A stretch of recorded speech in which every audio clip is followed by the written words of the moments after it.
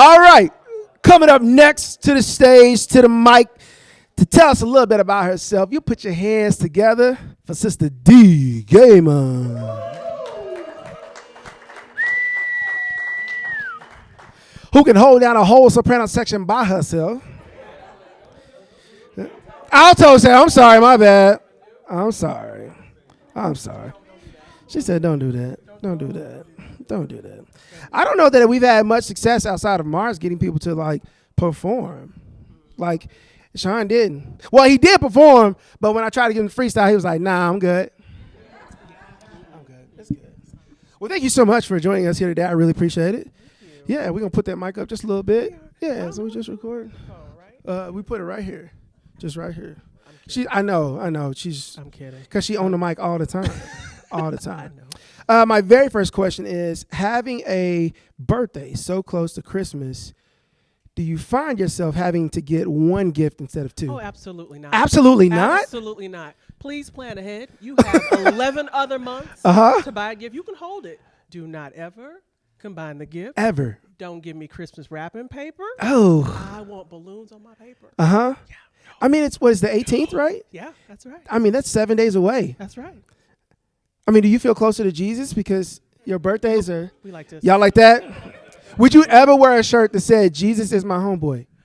Maybe not homeboy, but I do have a shirt that says, Go Jesus, it's your birthday. Oh, go Jesus, it's your birthday. Yeah. Go. That's nice. Yeah. Speaking of T-shirts, can you tell us what the vibe is? What's the energy right now? I mean, dope chick, fresh kicks, lipstick, 3 things I feel like I am.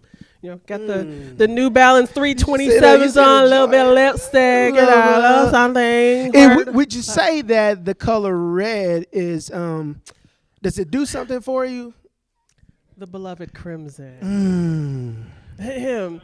I have a particular affinity for crimson. I thought you would. Cream. Okay. Yes, for the beloved Delta Sigma Theta Sorority Incorporated. Yes. I absolutely love the way that you represent. And it's not just like representing the sorority. I mean, you represent your church, you represent your family, like your daughter, like you number one supporter.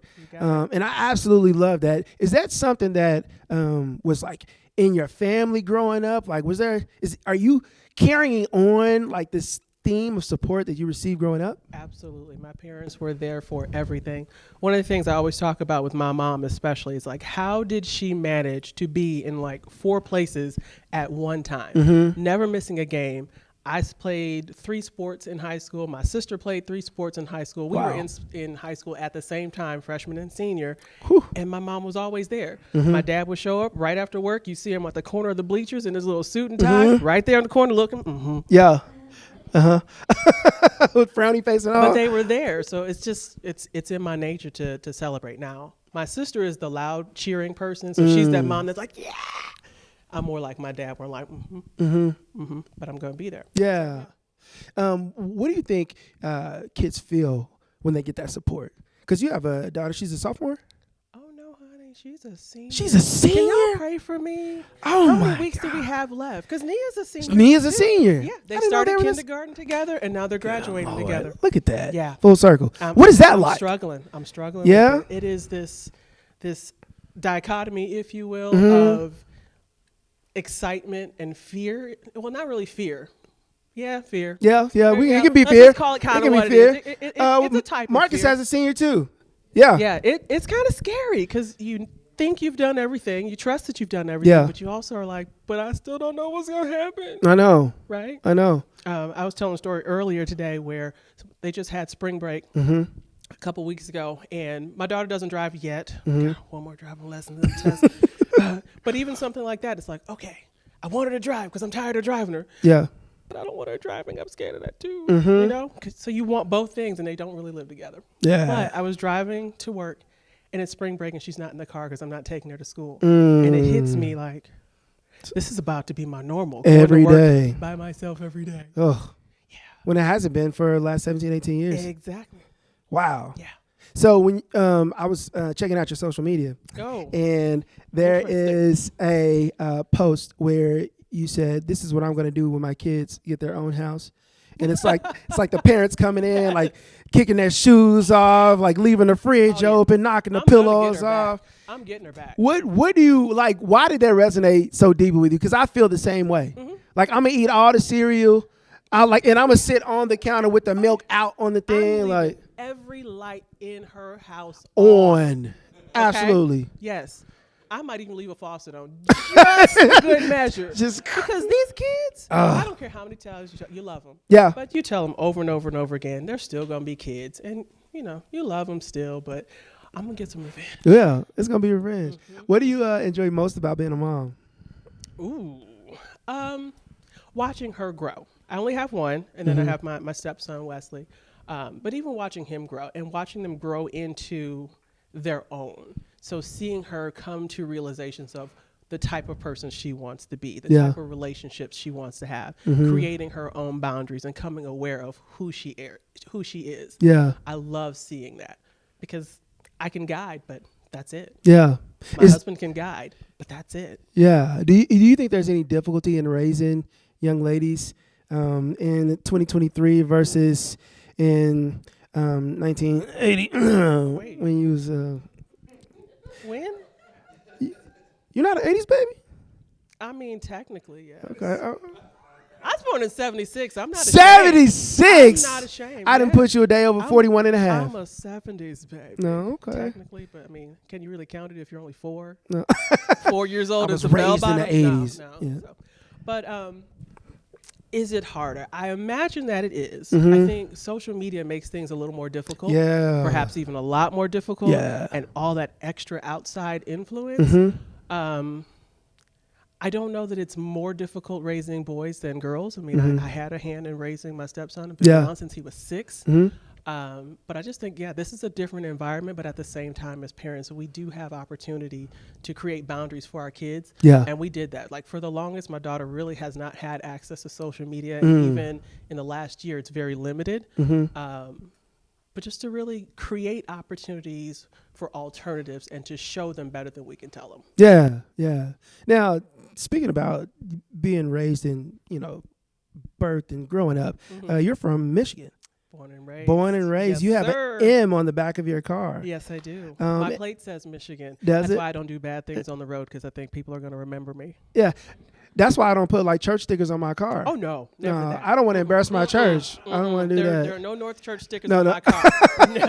Like, I don't. I'm not alone either, so I feel okay saying that. There we go. What's the biggest difference between Michigan and Oklahoma? Ooh. I have always said that it's landscape, but not the literal landscape. I refer to Oklahoma as very flat. It is landscape flat.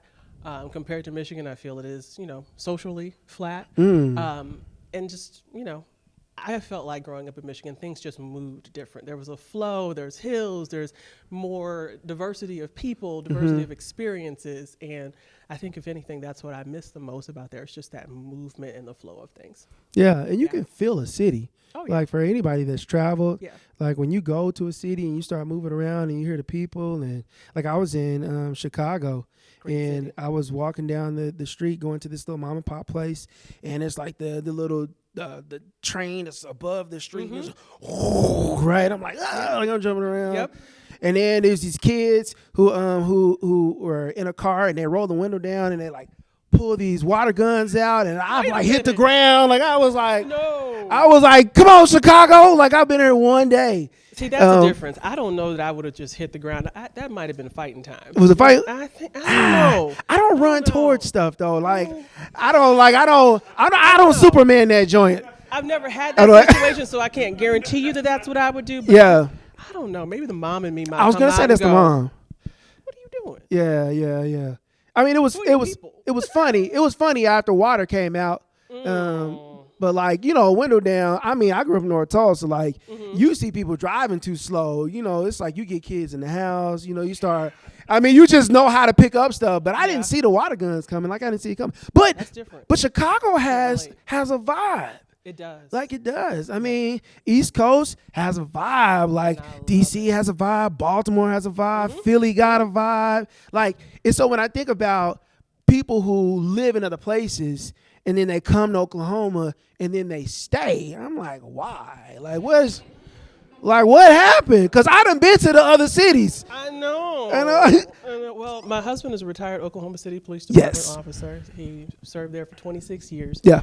13 of those years we were married. So that alone is one of the reasons why I stayed If here. it was really up to me, I would have been like, hey, babe, let's go. I'm ready to go.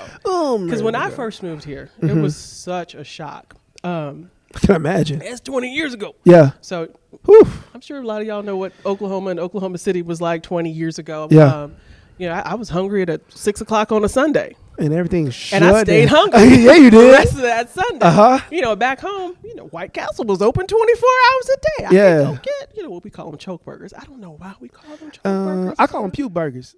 It's the worst food sport I ever had was from White Castle. Oh, it's not. It's delicious. It's delicious going down. Oh, yeah. Yeah. And they're cheap. They're inexpensive. I got like 6 of them joints. Maybe I shouldn't have got 6 on the first try. Just go with the 4-pack. Was that it? Keep it 4. Okay, 4 max. Okay. 4 max. You got to grow into it. But But yeah, they rolled up the carpet in Oklahoma City. And that was a shock for me. I'm like, okay, I'm in the house. There's nothing to do. Nothing. Yeah. To do. And now it's a very different place, and it is much more of what I might call home. Closer. A little closer. Yeah.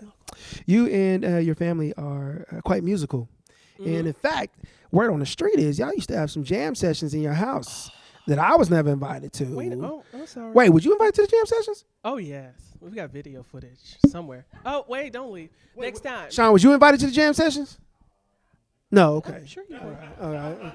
Hey, I think I'm going to go now. Dang. Everybody's invited. Wait, did you go to the jam sessions? Yep. Next time. We haven't, pre-COVID, we did a couple times, but you can come next time. Next time. We go way back.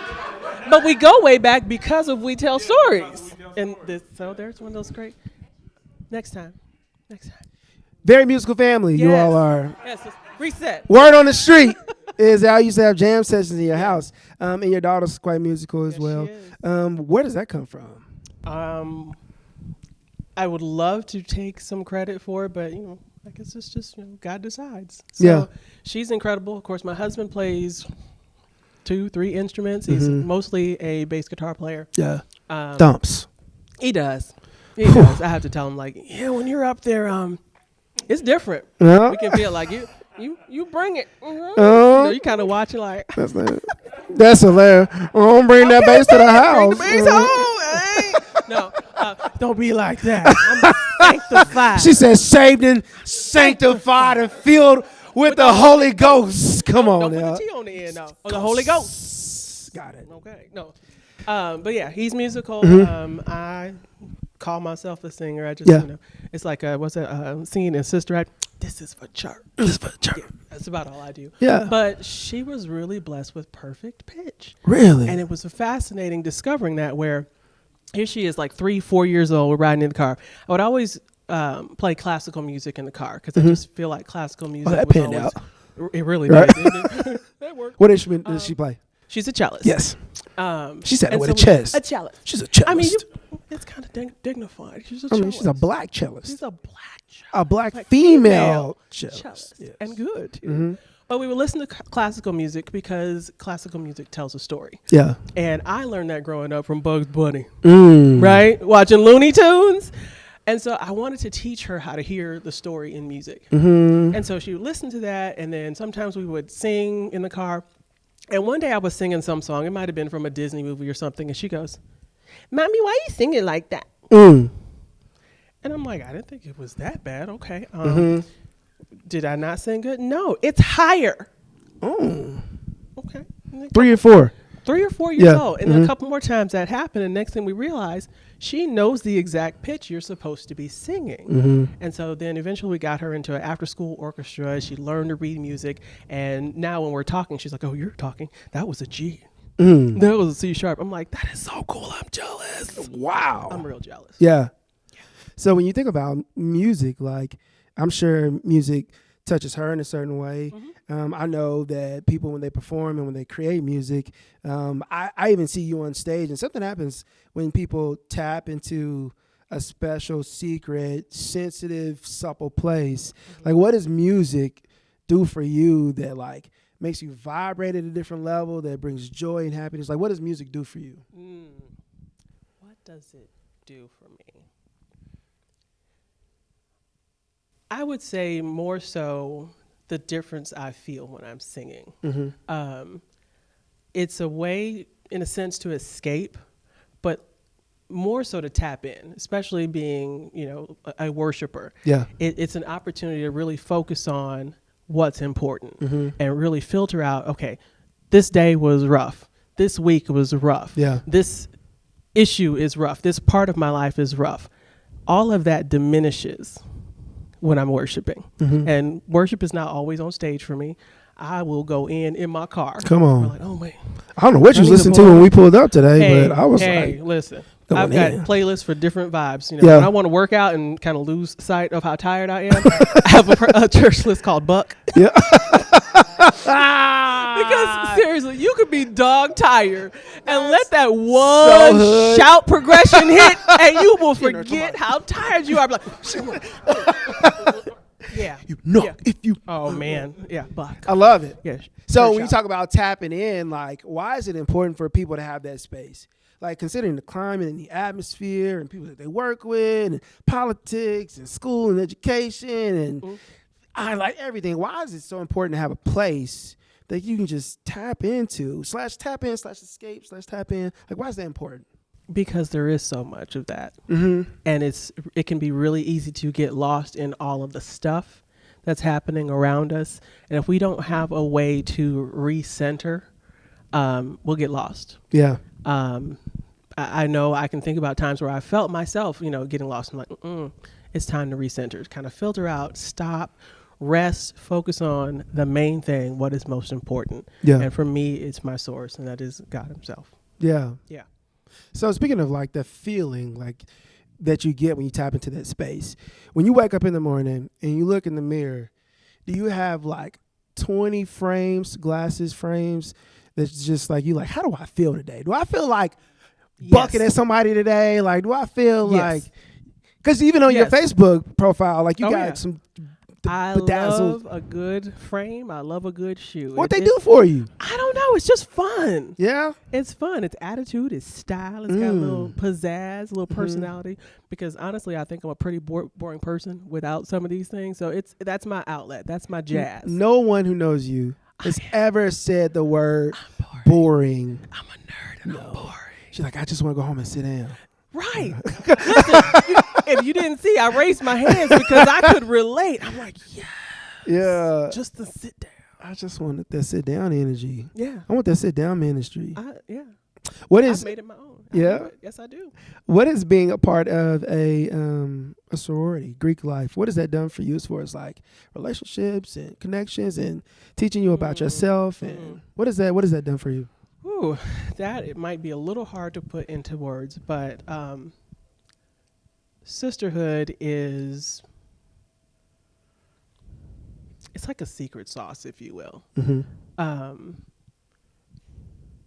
It's great to have that community and that connection for the times where life does get rough. Yeah. And you have people who you're connected to, that you relate to, who understand you, and sometimes you don't even have to speak and say what it is. Yeah. They just know because either they've been there, they know someone who's been there, you have that common ground, and you just find that comfortable place, that safe place where you can 100% be yourself. Yeah. And what I love, the principles of Delta Sigma Theta and the things that we stand on. And, sometimes just going into a chapter meeting or being in the environment of my sisters, it just helps me recenter and refocus. That's another way that I find some balance in my life as well. Yeah, I've been able to tap in. That's good. That's good. All right, we're getting ready to wrap up, but I got about 5 or 6 more questions for you. Oh, no. Speed round style. I don't do speed round. It's okay. Methodical. You're ready? Are you ready? Here we go. I like to write my answers down first and then read them back. She's like, I take my notes and then I rewrite my notes. I do. I do. Yeah. If you could sing background for anybody, who would you sing background for? Oh, that's a good one. I think that would be Layla Hathaway. Well, somebody in the distance said, Yeah. Yeah. Like that was one of the most mesmerizing concerts I've ever been to, where you just kind of, I found myself just sitting there and looking at her like, don't go away. Please open your mouth and sing again. Yeah. That was so good. Layla gets down. Oh, yeah.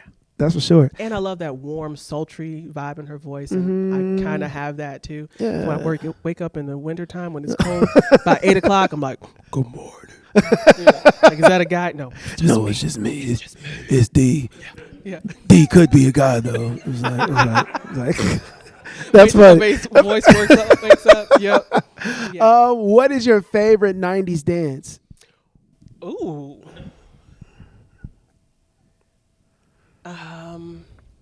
Probably the Humpty Dance, just because when you have the dance and the song together, like, can you not?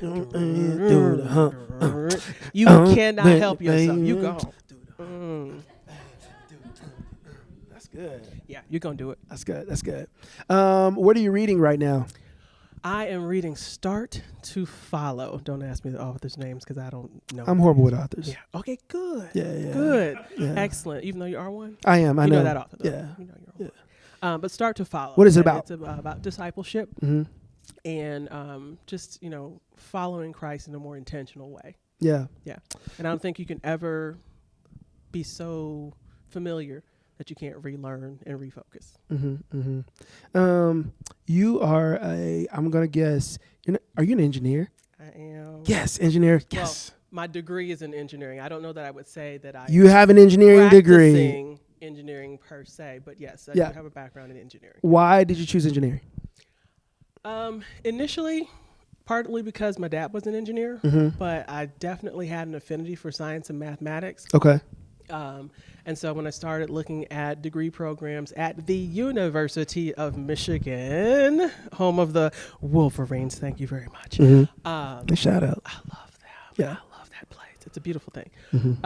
Just started looking at what some of those different disciplines entailed and felt connected to it. So I initially started where I thought maybe I want to be a mechanical engineer, maybe I want to be an industrial engineer. Maybe I'll do both. Don't do that. That's not going to happen. But then I had an internship that was more mechanical engineering, and I said, this is not for me. And then I also had an internship after that in industrial engineering and absolutely loved the combination of the technical and the business practice of it. Yeah. And process improvement, and it just sucked me in. Wow. Suck me in. I will improve a process any chance I can. Yeah. Improve a process. Every chance I can. Oh, we can do this better. What if we did this? Oh, we need this result? Let's do this. Last two questions. Yeah. If you could only wear one for the rest of your life, would it be a heel or a sneaker? Oh, sneaker all day long. All day long? Yeah. What's your favorite sneaker? I have a particular affinity for the Jordan 1 low top. We got some affirmation on the side. He said, I see some up tempos in the audience. I see you. You know what I'm saying? Yes, you know what I'm saying? You know. He said, praise the Lord. Praise the Lord. I approve. When is this last question? Well, I have two more. When is the time that you felt the most loved? So I like to be known, right? Like, it's the little things for me. And so most recently, it was 2 days ago, my husband made dinner and he brought me my plate. That's nice. But it was the detail where he plated the meal, because he always tells me I'm a bougie foodie. And so, plating was important. So a little quesadilla was perfectly He plated a quesadilla? Oh, yeah. He said, oh, yeah. On a paper plate, but it was flat. So you got like the half plate over here. Yeah. And there's like a scoop of guacamole here, a scoop of salsa right here, a scoop of corn salsa here. But then this was the kicker that did it for me. He had this cilantro ranch sour cream, and he put the little smear across the middle. Ooh. And I'm like, you see me. I love it. Oh, I love it. So little stuff, but yeah, that detail was everything. Yeah, that's good. Last question, and I think it'll be on a good note, maybe possibly. What is something that you look out into the world and it breaks your heart, but it moves you to action? Ooh, this is a good one. It breaks my heart when I see Christ misrepresented. And it's a deep hurt. because I love people so much, and I love God, and I don't want people to be led astray when we misrepresent him.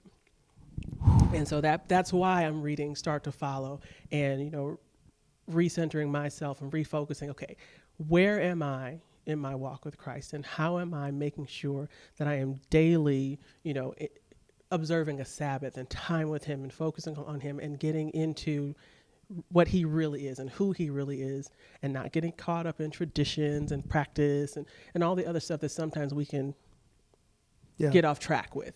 Yeah, that's good.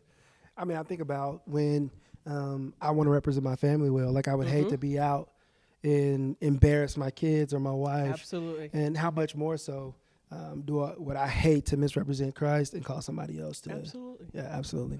Yeah. My producer just rang me in my ear. Okay. Beep, beep. And said, please share your stories of your connection with We Tell Stories and how it helped you get connected in Oklahoma City. Oh, definitely. I don't recall exactly who and how I got connected with Heady, but it was around a time where I was doing freelance graphic design. Okay. And so I had the opportunity to design some of the digital collateral that Heady was using to promote We Tell Stories. And of course, as a result, I'm like, well, if I'm doing this for this client, I want to see what this is all about. And what got me was the tagline. And it was healthy alternatives for weekend fun. Was that right? Did I get it right? Yep. And I remember that. And I'm like, yeah, I want that.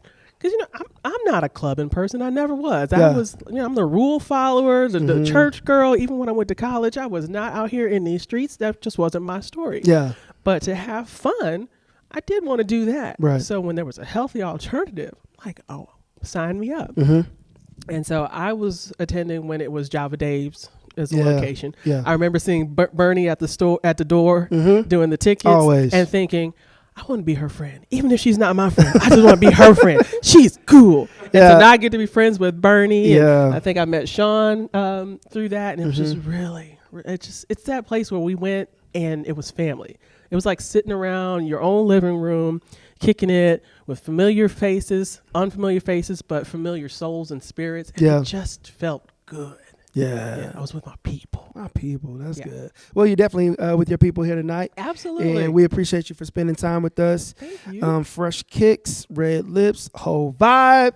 Put your hands together for our friend D. Gaymon. I appreciate it.